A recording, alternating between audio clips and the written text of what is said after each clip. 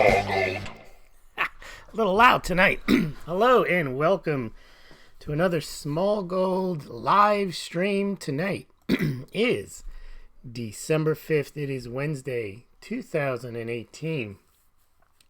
Tonight's topic, warning, head to the bunkers. The yield curve has inverted.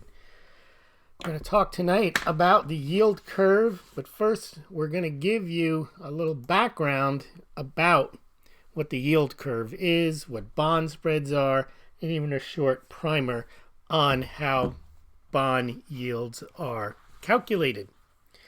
Because I see a lot of people out there with the headlines telling you, this is all I need to know. It is now a real problem because the bond yields have inverted and we are set for a recession. So head to the bunkers and buy gold and silver. Without really explaining what it means to have an inverted bond yield, what it means for there to be a recession, and whether indeed a inverted yield curve actually predicts a recession, and in what period of time, So we're going to go through all that.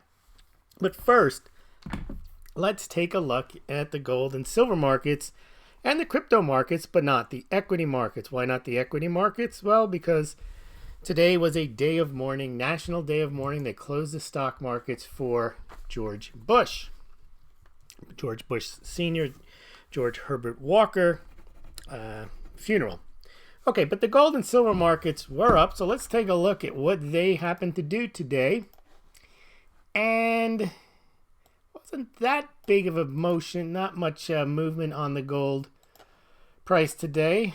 I'd say went up a little bit, went up about 250, up by 2%, and it closed around 1235, and in the aftermarket it's up a little bit, about 1237. Still, it's 3 days of holding steady or rising the last 2 days, but not much motion in the gold market. The silver price, well, you could expect if gold is down, well, generally silver is down, and silver also is down. Went down a little bit, went down 3 cents to 14.48. Right now it's at 14.44. And let's take a look at the gold-silver ratio. The unsustainable gold-silver ratio should be 16-1, comes out of the ground at 9-1, should be lower because silver is rarer than gold, and silver is the most useful element in our lives. Should be 1-1. Well, it's not. It is 85.24-1. No real movement in the gold-silver ratio today. But before we get to, we must mention palladium. At one point during the day, exceeded the price of gold per ounce for the first time in 16 years. Currently, gold is holding the crown at 1237, palladium at 1228. Historically, it's platinum that's the number one priced precious metal, then gold, then palladium, and then silver. Of course, rhodium you have to throw in the mix there. Generally, rhodium and palladium are not factors. They're much smaller markets. The big ones are gold, then silver, then palladium. Of course, silver trades closer to copper, nickel, lead, zinc, and aluminum, but that's besides the point. But let's take a look at one more bonus feature tonight. I've been showing you this from the Gold Charts Are Us service, and it's the Brinks depository, silver stockpiles. No one is talking about this. Few understand. Well, it's not that big of a deal, but it is something that you don't see, and the pumpers haven't picked up on this yet, but I'm sure they can make a story up out of this, that Brinks is stacking silver. They have 54.1 million ounces of silver in the COMEX vaults. What do they know that no one else knows? Do they know that silver is set to skyrocket? Well, I don't know, but it is noteworthy to show the big increase in the Brinks silver stockpile. This reflects silver that is in the 1,000-ounce bar form that is COMEX tradable, eligible to trade on the COMEX. This isn't all the silver that they might have at the Brinks depository, but it is indeed a record amount for them, closing in on 55 million ounces. They're adding silver at a faster pace than JP Morgan, where, of course, we hear a lot of nonsense about JP Morgan as well and their silver hoard and so on, but they're selling off just a little bit. They stopped rising. They kind of peaked around 153, 154. They still have a massive amount of silver in there. And again, we'll take a look at this. We just like to look at this every now and then because it is important to know that the COMEX vaults have about 295 million ounces. So whatever conspiracy you want to believe that there's no silver at the COMEX and it's going to default, well, then you can't believe that JP Morgan and Brinks and others have all this silver. But that's not what we're here to talk about. Today we want to talk about the warnings, the big warnings that every channel is talking about, but no one's really analyzing. They're just stating it and telling you to head for the hills, get your preps ready, and of course buy gold and silver. Why? Well, because the yield curve has inverted. Now, I don't know what that means, but it's supposed to mean something bad. It's supposed to mean a recession. So let's get to it. Uh-oh, we got a moron here. Presenting the distinguished international news commentator and foreign correspondent, Smaulgld. This has been an extraordinary week in world affairs. No, I told Hillary Clinton that that's moronic. All right, the yield curve is inverted, and that is all you need to know. So now you must go out and buy gold and silver and subscribe to my channel. Well, let's talk about what the yield curve is and what happened, what it means, what it doesn't mean, what it might mean. None of this, of course, is investment advice. It's just my attempt at analyzing the situation, not to predict the markets. So what happened is the 5-year Treasury note has a slightly lower yield than the 3-year note. See, okay, so what's the big deal there? Well, first you need to understand how bonds work. Now, a lot of times they make you feel like maybe you didn't understand what they told, what they didn't explain. I'm going to explain how I think all this works. I'm not trying here to give you a message. I'm not here to tell you should be buying gold and silver or subscribing. I am here to tell you should be buying mugs, though. So remember, everybody has an angle. Mine is you should be buying mugs. That's why this message has nothing to do with anything else other than buying mugs. Okay. When you have an inverted yield curve, that is when the longer term bonds have a lower interest rate than the shorter dated bonds. And you say, well, what does that mean? Okay. Generally, when you buy a bond, the longer you hold it or the longer the duration period is, you expect to get paid more because you've got a greater period of risk and more things could happen. Subsequent events could happen. The creditworthiness of the entity or obviously the treasury could change over time. Obviously, the shortest duration is the money market, and you basically get no interest at all on an overnight deposit. They figure not much is going to happen overnight. But when you buy a 30-year bond or a 10-year bond, you're taking a bigger risk. So generally, the rate on that is higher than if you buy a 2-year or a 3-year. Now, what happened recently was the 5 and the 3-year inverted. So that's not that big of a deal. Well, so let's just go through the numbers. So a 30-year bond right now, I think this is yesterday, has a yield on it of 3.27%. 10-year, 2.98%. 5-year, 2.83%. 3-year, 2.84%. That's the inversion. That's the spread flipped. 2-year, 2.83%. And the 1-year, 1.72%. And so you can already see how you have a very tight range of these yields. And that's essentially a function also of the fact that the 30-year is only 3.27%. So you're basically going from 1.72 to 3.27. Now, in prior eras, you might have had the 30-year at a much higher rate and the 1-year close to almost where it is now. So the idea of them being compressed or flattened was less likely then than it is now. And if it did happen back then, it was a more dramatic event because if you notice that the 2, 3, and 5 are pretty much all the same, and the 10-year is not much further away when you've got The 2-year at 2.83, the 3-year at 2.84, the 5-year at 2.83%, and the 10-year at 2.98%. So they're pretty clustered there as it is. But people have been predicting that this inversion was going to take place. Okay, so the fact that you have that inversion in the rates has got people excited. And even the Fed has weighed in on it. There's a paper I'll put in the show notes, Federal Reserve Bank of San Francisco, talking about the yield curve. And what they say is every U.S. recession in the past 60 years was preceded by a negative term spread, that is, i.e. an inverted yield curve. I'm reading from the report. Furthermore, a negative spread was always followed by an economic slowdown, except for one time, i.e. was followed by a recession.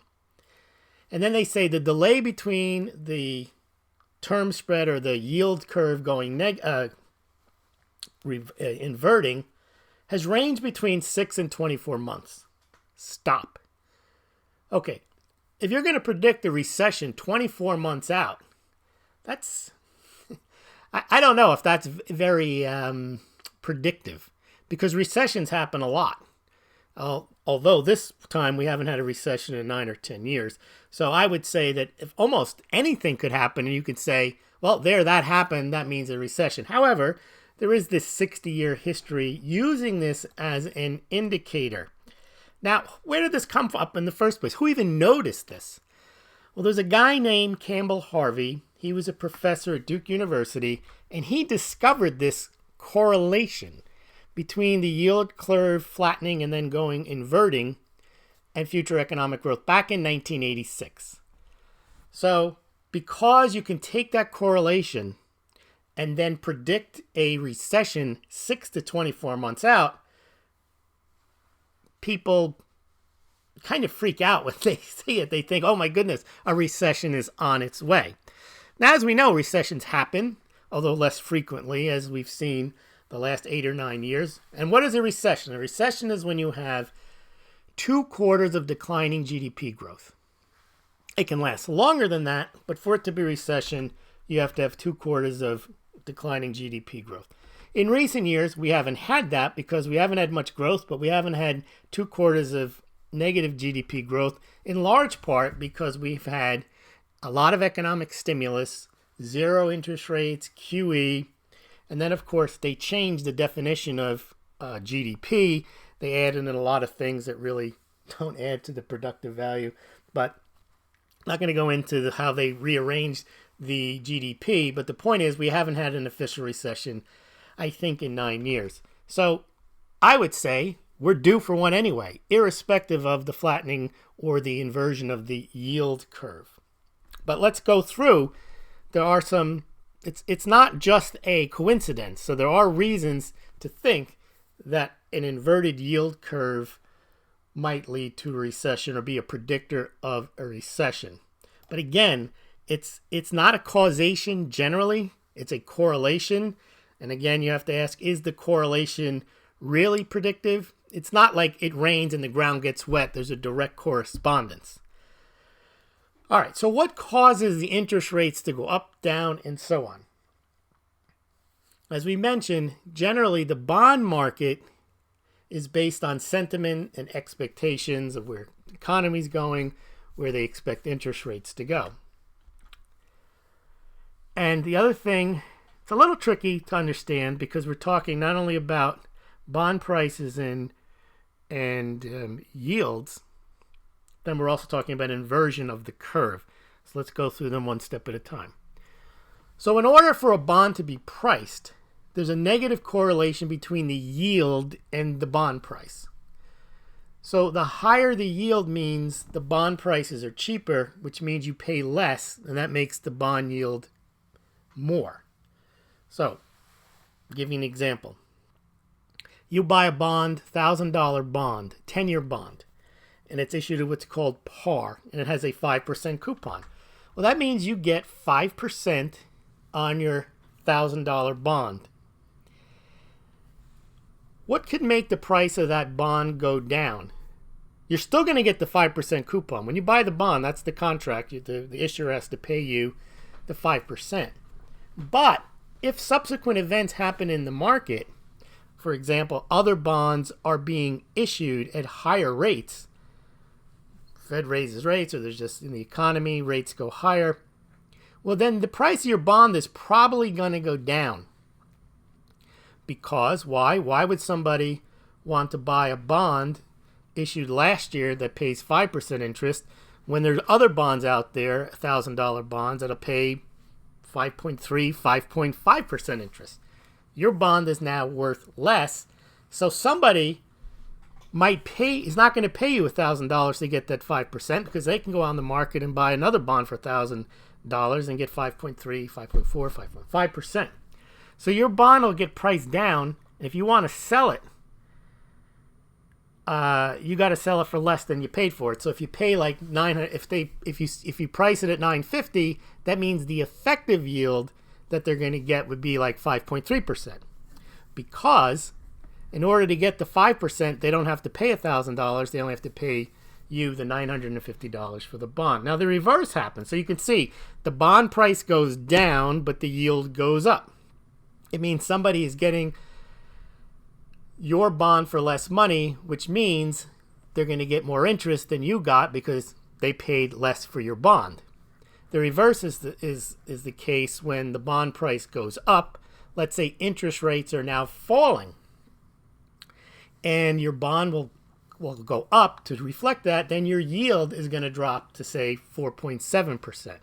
So if you have to pay, you'd have to, if the price of your bond goes up, that means somebody is willing to pay more to you to get that 5%. Why? Because interest rates are falling, and a similar bond issued today is issued for $1,000, and it only pays 4.7%. So they're going to pay you more to get that 5% coupon. So it all works out for you. If your bond, for the person who buys it, they generally get today the going rate, give or take, by buying previously issued bonds, as long as the maturities are there and the rating is the same and so on. So the value of your bond will go up or down with the interest rates. But still, if all you want to do is sit and hold your 5% coupon, you're going to get your 5%. It's just that the value of your bond can go up or down. Okay, so that's important to know. And as the price goes up and down, that reflects the bond market sentiment and expectations in the economy. So if they think rates are going higher, then they'll adjust their purchases. If they think rates are going lower, they'll adjust their purchases. Now, what happens in a inversion, normally, the longer term the bond, the higher the interest rate. So it's a pretty simple calculation. You expect that as you move out in time period, you're going to get higher interest rates. And as we saw, what's happening in an inversion, the bond yields may be higher on the shorter bonds than on the longer term bonds, and that is intuitively doesn't make sense. Now you can call that either the yield curve, and it's just essentially you see that if you take all the bonds on a certain period, a certain duration period of the bonds, that as the period of time goes out, then on the curve, the interest rate will also go higher. But when you have an inverted curve, you might see some of the shorter term bond issuance actually have a higher interest rate. And that's what's essentially happened in some of the 3 to 5 year U.S. Treasuries. So we've seen now that the curve is the representation of all those bonds reflecting the interest spread between the shorter dated Treasuries and the longer dated ones. So you can either call it you don't even need to, people like charts, and I couldn't find a just very simple chart. I didn't have time to make one. Just think of it as the spread, the difference in interest that's paid not on the coupon, but on the market price of the bond between the 2, 3, 5, 10, and 30-year Treasuries. So obviously the 30-year Treasury is going to have a longer, or should have a longer, a larger or greater interest payment than a 1 year. and that would be reflected on a curve if you can visualize it. But basically, if you just think of it as the spread between the 30-year at 3.27 and the 1-year 1.72. That difference between 3.27% and 1.72% is what's called the spread. And generally, in an orderly market, the longer term bonds are going to have a greater interest rate, and the shorter term bonds would have a lower rate. Now, the question is, why would it happen that the shorter term ones would have a higher interest rate? That's the question. So they say that when the yield curve inverts, it's because bond buyers are losing confidence in the near-term economy. So maybe they say recession looming. They're worried about the Fed. They're not sure, and they don't want to hold the short-term bonds. So they're going to demand more for short-term investment than a long-term one. They see what's coming up is riskier than the distant future. That's one explanation for it. So they'd rather buy the long-term, which doesn't make sense because the long-term is a function of a combination of the short term. But putting that aside, they may bid the price up of the longer term bonds versus the shorter term bonds, which drives the yield up on the short term bonds, drives that higher in the longer term bonds. Now, make sure we understand this. It doesn't mean that investors are pumping up the long-term bonds, driving those yields down, and they're tossing or dumping the shorter-term bonds. It may mean that investors are just abandoning both somewhat at different rates. And the reason I say abandoning them is that all interest rates in the last 2 years, from the 1 year to the 30, have gone down. So that means that there's less demand for all of them, but the demand for the 30-year is stronger for the 10-year than the 5 and the 3 on a relative basis, and that's why the curve is inverted between the 3 and the 5. Now, what some people say is that not only is it an indicator of a recession, but that it could actually cause a recession. And I'm not sure that that's the case. But the reason they say it could cause a recession is banks borrow short-term and lend long-term. Well, if the short-term borrowing is higher than the long-term, then they really can't do that. So some say then maybe they will lend less, and if they lend less, then that causes a recession. That's not everything that drives an economy, but the other thing that people are worried about is what will the Fed do when this happens? Do they see it? Now, this is interesting because I'm not convinced that this circumstance, first of all, they had one false positive in 6 years where the recession didn't happen within 24 months. Another point is 24 months is not really a predictor. 2 years from now, I could throw a dart on a board and say I think there's going to be a recession in 24 months, and I think most people would take that bet given that we haven't had a recession in 9 years. So the question is, what do bond investors, it's almost like they have to look at their own activity, their own sentiment, and then think, how is the Fed going to act, and then how would we react to that sentiment? So the bond market has this kind of double bluff mentality where they have to guess the rate of interest, and then also they're considering the spread and whether they should be buying longer dated maturities. Now remember, the U.S. bond market is so deep and so thick and so liquid, and all this is going on, and that's why they also feel comfortable saying this is real. If they're actually bidding, if you're getting a higher yield from the lower dated maturities, this is a big enough sample for us to say something is going on. Now, the other thing that they pointed out is that the magnitude of the yield curve inversion, right now it's like It's very like a basis point. It's nothing. But even if it was bigger, it doesn't correlate with the magnitude of the recession that follows. And all it shows over 60 years is that, other than once, it's predicted every recession. And it doesn't predict the severity of the recession. So this is why when I hear this, oh, the yield curve is inverted and you better prepare, this is it, it's game over, game changer, never happened before, all this kind of talk. What kind of talk is this? It's just kind of fascinating that people will find anything they can, because first of all, what is a recession? What is it? We know what a recession is. We just talked this. 2 months of, 2 quarters of negative GDP growth. Well, does that mean that you need to do all your preps and that you need to buy ammunition and you need to buy gold and silver? Why would you? Just because you have a recession doesn't mean all those things fall. Now, also, the question is, what happens in a recession? What happens to stock prices?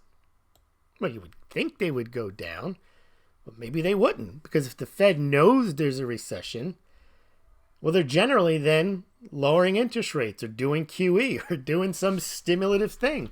So none of this is ingrained in etched in stone that, okay, we see this means a recession, which I say maybe it does, maybe it doesn't.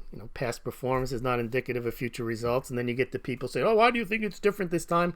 Well, it could be different this time. First of all, the interest rates are all smashed together. The rate between the 1 and the 30 year is very, very tight. So it's a lot easier to get an inverted yield curve. We've had a much longer period of expansion, although it's somewhat tepid. The reason we have that is because we've had far more government and federal intervention and stimulus than we had probably during those past 60 years. We not only have Fed intervention with low interest rates, Fed intervention with QE, but we've got now tax cuts and fiscal stimulus. So they can push out a recession because they seem more and more interested in doing so.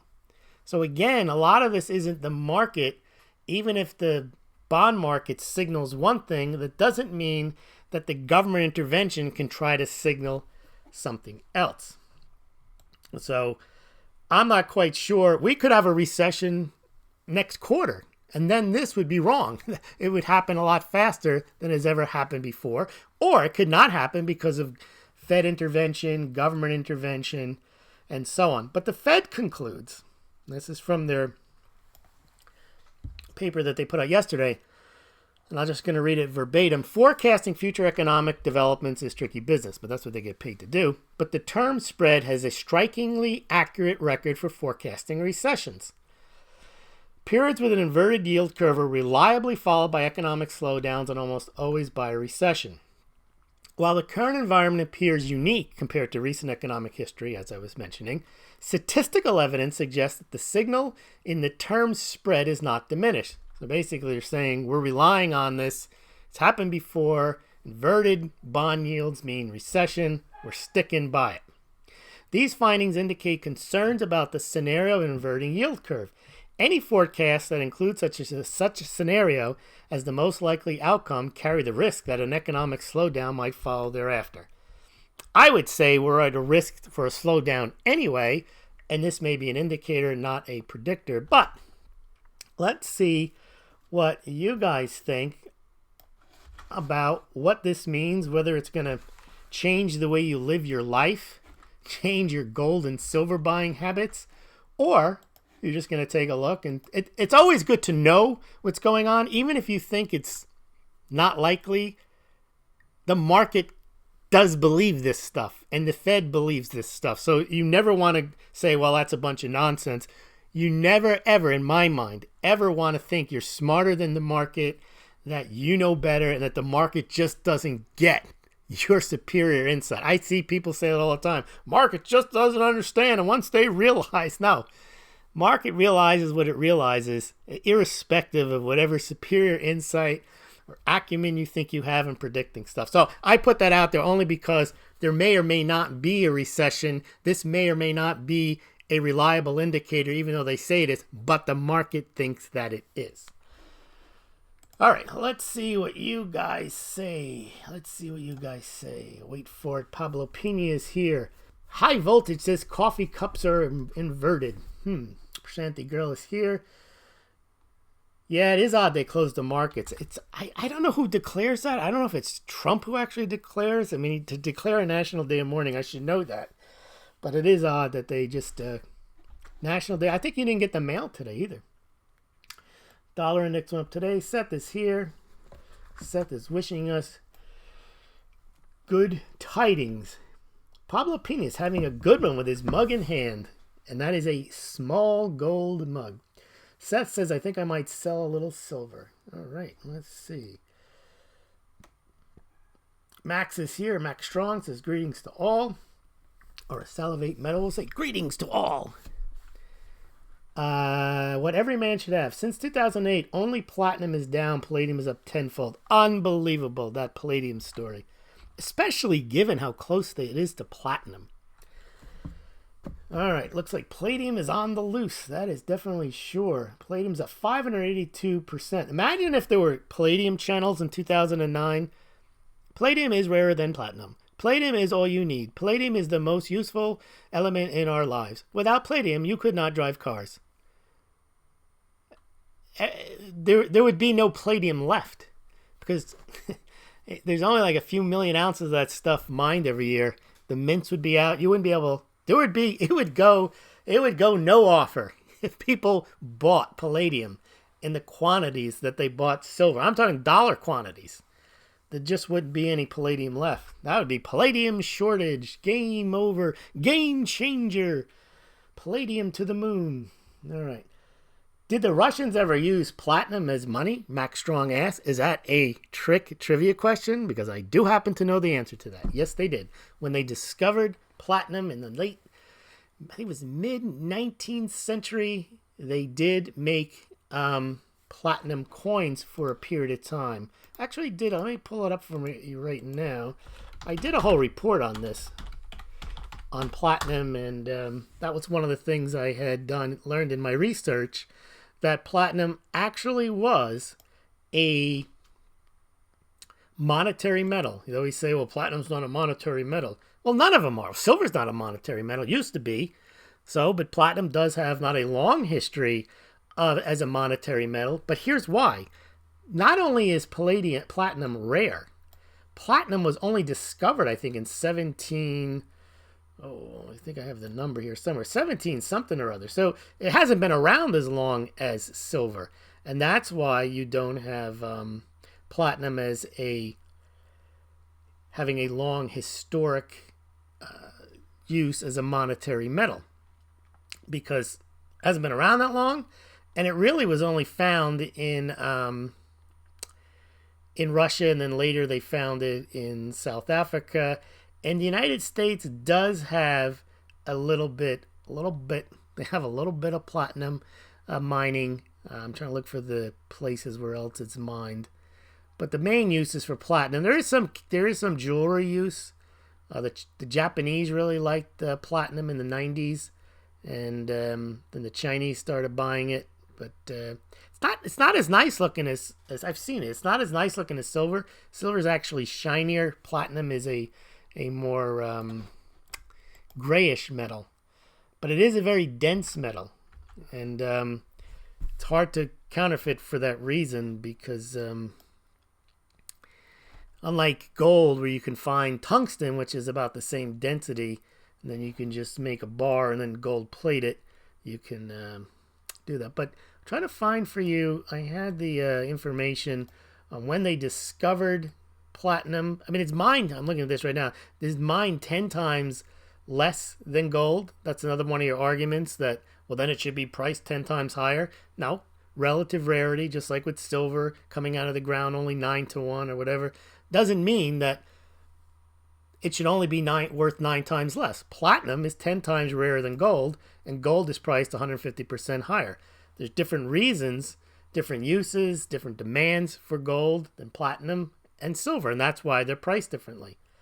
So so the biggest countries right now are South Africa, Russia, Zimbabwe, Canada, United States, with the bulk of it being produced in South Africa. So here it is. Yeah, platinum coins were issued for a short time in the 19th century. So there's some platinum coins in Russia, but that's probably the only place they ever used it as money.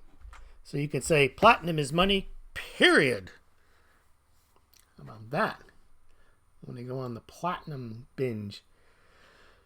All right. Let's see what else. Max. There's no debt we have, it's fraud. It's not debt we have, it's fraud, isn't it? I don't know what that means, James, but we'll get back to you, or you can explain, or maybe I'll figure it out. Bunker, check. Yes. Press 4 to be put in touch with a bunker specialist. All right. Expecting snow flurries in Virginia Beach, says Ann Holloman. Interesting. Cold. Seth Shepard says, dude, you are definitely educated. Thank you. Awakened One. 14 of the last 17 yield curve inversions were followed by a recession. Yes.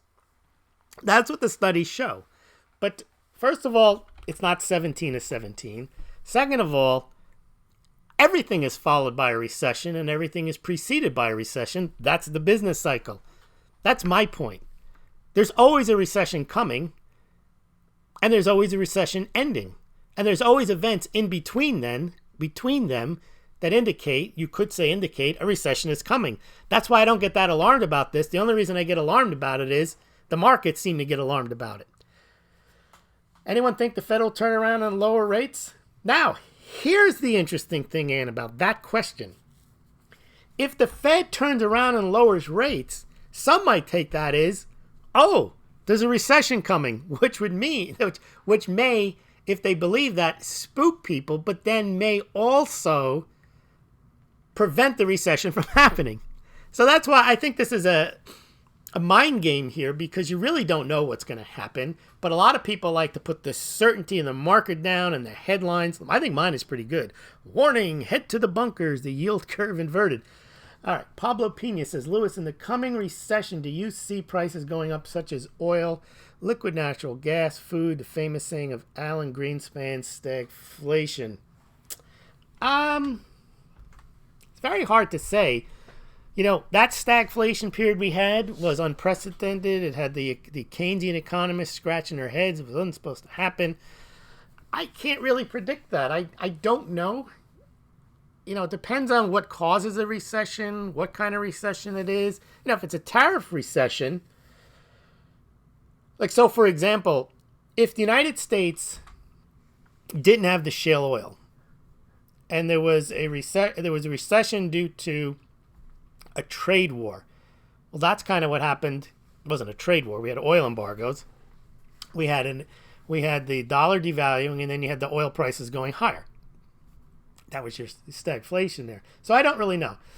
Max Strong, Seth Shepard. Yes, Lewis is very underrated. It's borderline criminal. I don't know who's doing all this rating, but okay. City Guyable. Canada arrested UE CFO at the behest of USA. Yes, that was okay. James Hopkins is saying currency print fraud. Yes, no. Depends on how you look at it. So currency is a medium of exchange. And I would argue, we had this discussion the other night. It was quite interesting what people were saying. We talked about a gold standard and whether it even made sense to have the government in charge of a gold standard.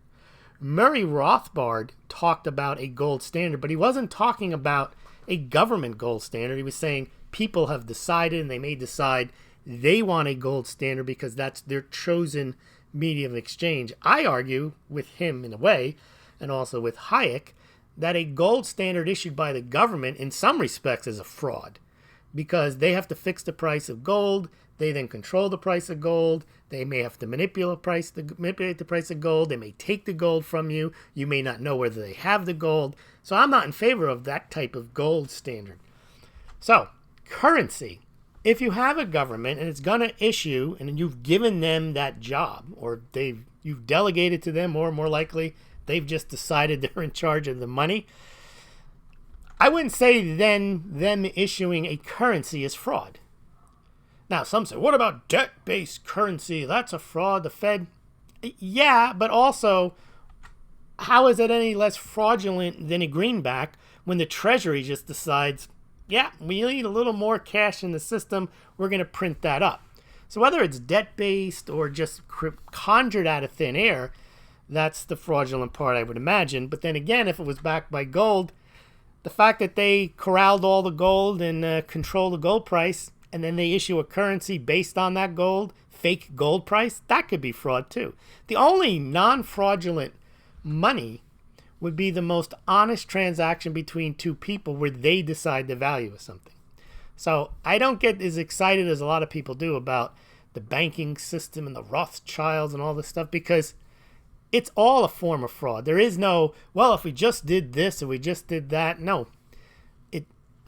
Okay, that's enough on that. Then it's WOG. Okay, Gypsy Tree. Fed hike this month going to set off the rails finally. Is it game over? Maybe not. There's a thing called a dovish rate hike where they backpedal into it and they backpedal after it and they raise the rates and they act like they say they're never going to raise them again. It might be game over if they said, yeah, we're going to raise the rates and we're going to keep raising them and we don't care why we raise them, just because we're on a set path and we're always going to raise them. That would be game over. They can raise them and say they're not going to raise them anymore, make you think they're not going to raise them anymore, or they could raise them and say the economy is booming and our forecast is that things are going to the moon. Then it wouldn't be game over. People would think, oh, we need to price in a few more rate hikes. Yep, BOC left rates the same today. Good sign. James Hopkins, Gypsy Tree, you mean money. Okay. Oh, let's see. If you're a fan of war nickels, Atmex has $1 face value at 1 per ounce over spot. You know what I found out about those, Max? The problem with the silver nickels, I used to think they were a bargain. I said, oh, look at that, you can get, is that they are not easy to melt down. They are hold on, I'm going to get, pretty sure I know the exact composition of a silver nickel. First of all, they're not silver. They're part silver. And the problem, the advantage of a junk silver, of constitutional silver, of 90% silver is that it's 90% silver, 10% copper, and you're good to go. Because both metals can be separated, they're valuable. The issue with the wartime silver alloy between 1942 and 1945 is it's 56% copper. That's fine. 35% silver, so it's not a lot of silver. That's all right. But then it's 9% manganese. Now, from what I understand, I actually spoke to a smelter once, and he told me it's very hard to get the manganese separated. It costs more. You can do it. But it's not like, oh, just throw all those nickels into the hopper. Yeah, I thought they were a bargain because you can get them like at spot or below spot, but I don't think that anymore. All right, Pablo Pena says he's happy with his mug. Well, I guess it's time to pump the mugs because that is indeed what I do. Mugs are game changers. Mugs are stackable. Mugs are real wealth. Mugs can't go to zero. Chinese have mugs. Mugs are made in China. There's mugs at the offices of the banks at JP Morgan and other central banks. Buy mugs. You can put your preps in mugs. There's so many reasons to buy mugs, and many of you have heeded the call and you've purchased your classic or super classic mug. That's a super classic on the left, $23.99 with priority shipping and insurance. Shipped directly from Smaulgld headquarters, as is the Smaulgld Classic mug. And that Smaulgld Classic mug is $19.99 with priority shipping. You get a tracking number. You get an email from me when you order the mug. You get another email when it's been shipped. And then I put a personal note and stuff it inside your mug and ship it out. Now, there are other mugs, wide range of other mugs that do not get shipped from Smaulgld headquarters, get shipped directly from the manufacturers. And let's show you a picture of those. You can get a Smaulgld travel mug, a Smaulgld travel mug. You can get a couple of beer steins. Here is the Smaulgld 22-ounce beer mug. A beauty it is indeed. You can protect yourself with mugs, defensively only, of course. You can open carry mugs. That's the beer stein. There's also that's a 22-ounce. There's also a 16-ounce frosted mug that you put in your fridge and your freezer and double frost it. Let's find you a picture of that one. And purchasing these mugs finally does help the site out. I was selling them at a loss, the first few boxes of them now, but because I purchased in bulk, I may make between $1 and $3, so it does help out the site, as do patrons, as do donations, and I do appreciate the one-off donations, which have been very generous, as well as the patrons. And we have a mug club, a super mug club, we have a proletariat, we have a whole bunch of different levels of Smaulgld patrons, and I do appreciate that. And let me show you, we also have some good stocking stuffers we talked about last night. We've got the Smaulgld fridge magnets that double as bottle openers, and I think those are really cool because you're always fumbling for a bottle opener. You just keep it on the fridge as a magnet. And then we also have a Smaulgld espresso mug, and there is the Smaulgld game-changing travel mug. So all those, you go to smaulgld.com, and you can stack on the Smaulgld game-changing mugs. And we've got a lot of Smaulgld game-changing subscribers. Okay. Ann Holloman, I think things will get tighter, but we won't fall off the cliff. Okay. They closed the market. The mug is not inverted, says Tossing Molotov. That's right. All right. Smash the like, says Yankee Stay. Thank you very much. You know what I need? I never asked for, because I asked for money. I asked for you to buy mugs, but I never asked you to subscribe to the channel because I don't know what difference it makes, but actually it does for some reason.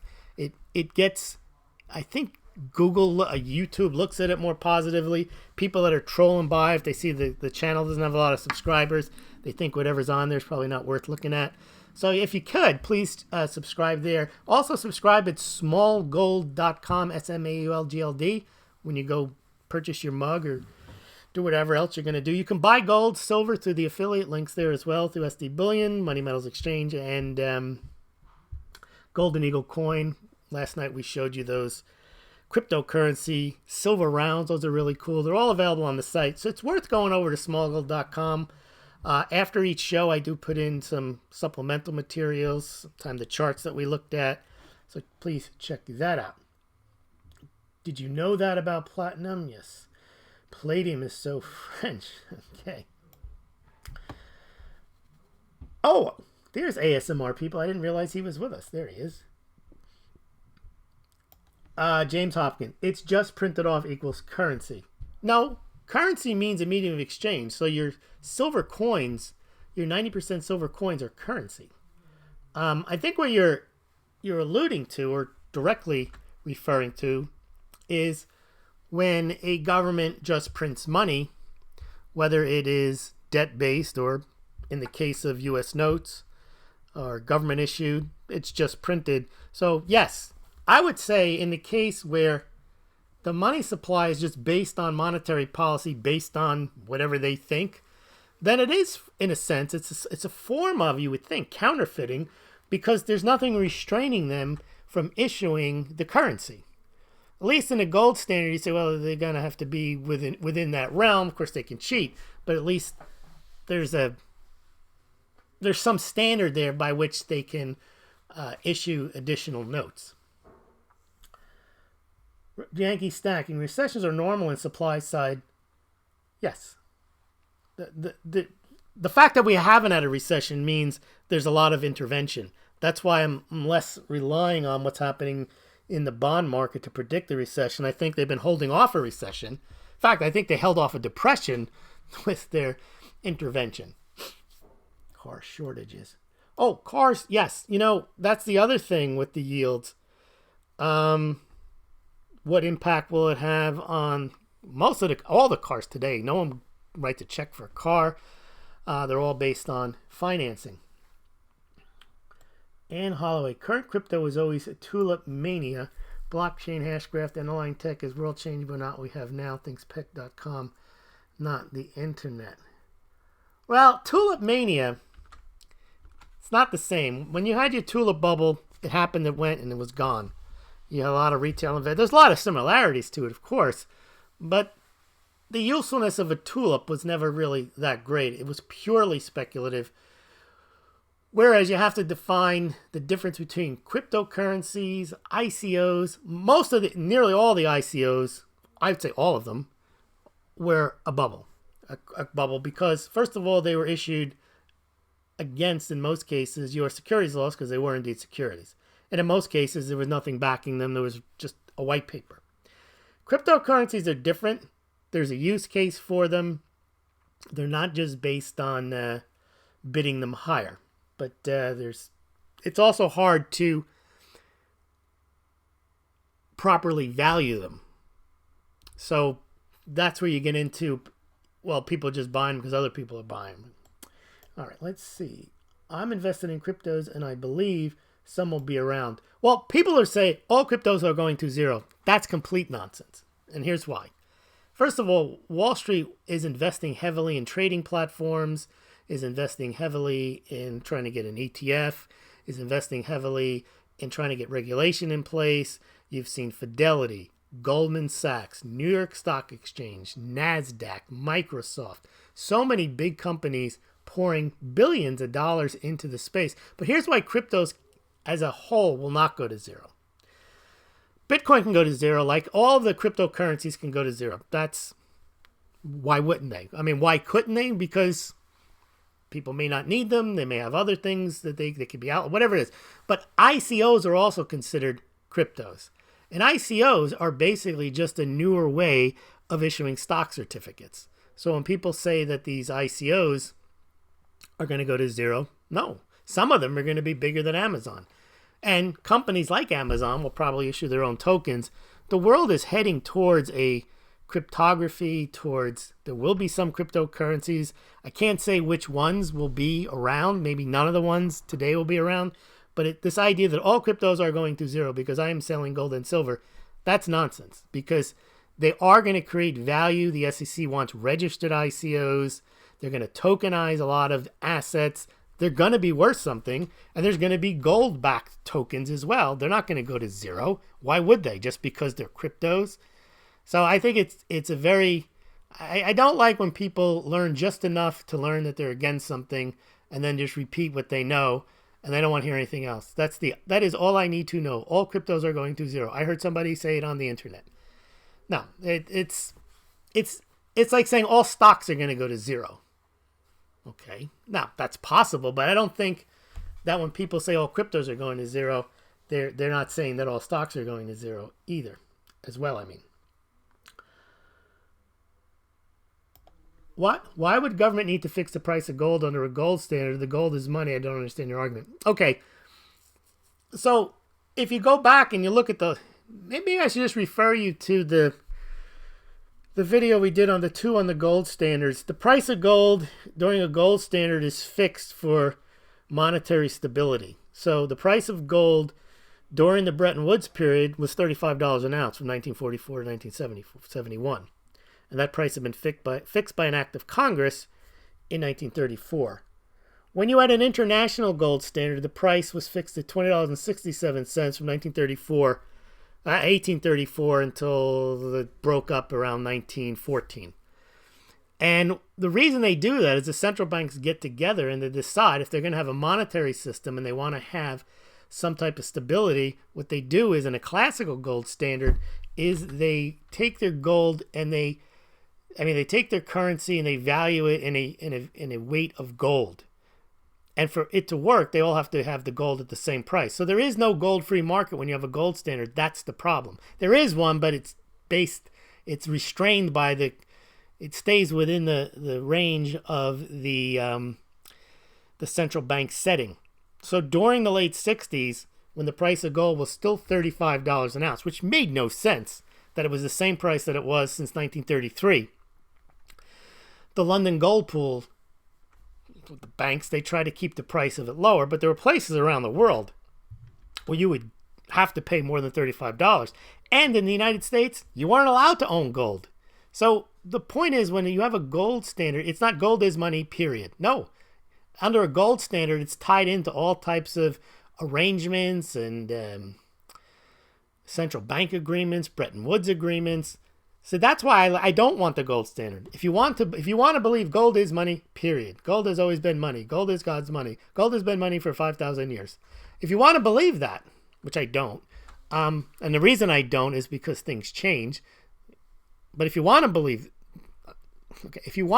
that, then you don't want the government involved. You want gold to just be gold. It's not priced only priced by the free market, not set by government. And the reason I say gold is not money, it's dormant money, silver even more so, because it is not used as a medium of exchange. Just as horses for 5,000 years were transportation, period. Horses are transportation, period. They will always be transportation. No, when it changed, when cars came along, people used the faster and more efficient way of getting from point A to point B. You can still go if you want. You can try it as like a YouTube experiment. You could try to ride a horse from Boston to New York, but it's going to be hard to do. So horses are no longer transportation. Horses are used to ride around in circles and to bet on or to have as pets. You can still use them as transportation. It's the same with gold. Now, a lot of people get so upset. What are you talking about? Gold is money, period. JP is the money and nothing else. And JP Morgan, and I read it on the... Okay. Gold has proven to be what people have picked over the last 5,000 years, but not the last 60 years. Part of that is due to government intervention. Part of that is also due to technology. Government has tried to wean people off gold. All governments around the world, they like the debt system, they like the Ponzi system, they like the credit system, they like the digital system, they like the track and trace. They've basically demonetized gold. Now, some central banks hold gold. That's true. They don't hold silver, but they hold that not as a medium of exchange, but as a store of value. So it still meets all the requirements of money, including store of value, but it doesn't operate as a medium of exchange, and therefore I call it dormant money. That doesn't mean it's not valuable, just as horses are still valuable. I don't think the price of a horse is probably any less now than it was when they were driving. I don't know, but horses are pretty expensive, even though people don't use them as medium of transportation. Okay. Let's see.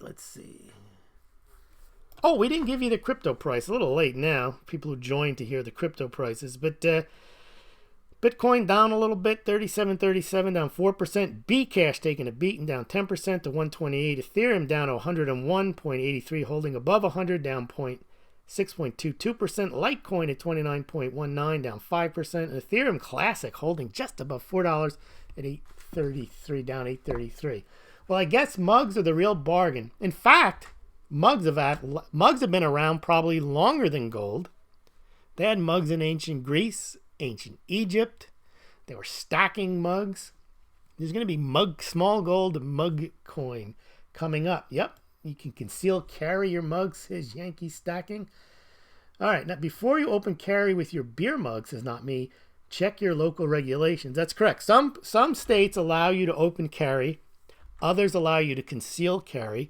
In many states, they make sure that you're using it only in a defensive pose.